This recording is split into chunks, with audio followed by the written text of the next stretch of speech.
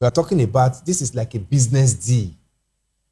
He went in with Gbajabiamila, which nobody was aware of until maybe the discretion or whatever of the business now began to, fall apart.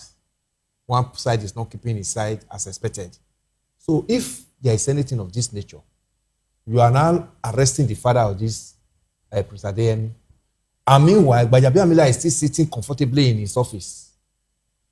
You want to now begin to intimidate them so that this matter will now, looking for a way to sweep it under the carpet. It's not done.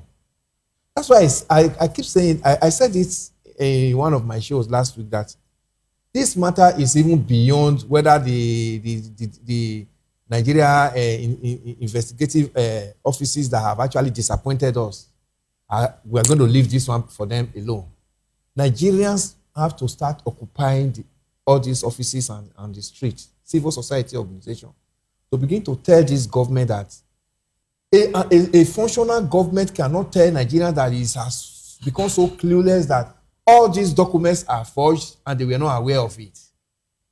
If there was no insider who was, assisting to push these documents as expected. There are inter-agencies relationship in this matter. If this man has to seek for an office space, he has written to an agency. This is with the Nigeria letterheaded, also, purportedly forged now, to get a space. He has written from his office too, with Nigeria forged letterheaded paper to CBN that I need an account. Remember, he even has, there is even video that he hosted diplomats. Yeah. He would have actually arranged such meeting with Minister of Foreign Affairs to organize the diplomat to arrange for that meeting with him. So this man has been interfacing with so many other agencies. So he did allege that the EFCC and the central bank specifically had some interactions with him. Yes, we saw such video, pictures with EFCC chairman. How is it possible that an anti-graft agency, like EFCC, would have such interactions with his so-called phantom agency without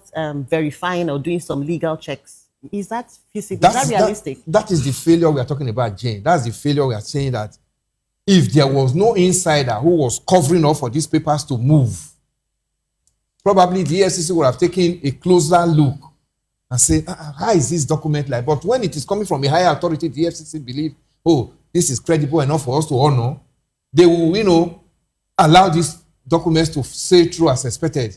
Then before we now started hearing that this man has forged all this, because there was a failed deal between him and his collaborator in this manner. Otherwise, all we are saying here today won't have even leaked if all these things have, gone as expected. 400 million, we've heard 400 million mentioned. And we heard that a balance of 200 million was supposed to be, still being expected. And we're also hearing 48% of, start-off budget for the agency is being expected. So you cannot imagine the gamut of, scandal around this matter we are discussing. And the government is coming to tell us shamelessly that it's a ghost agency. All right. An existing government. All right, then.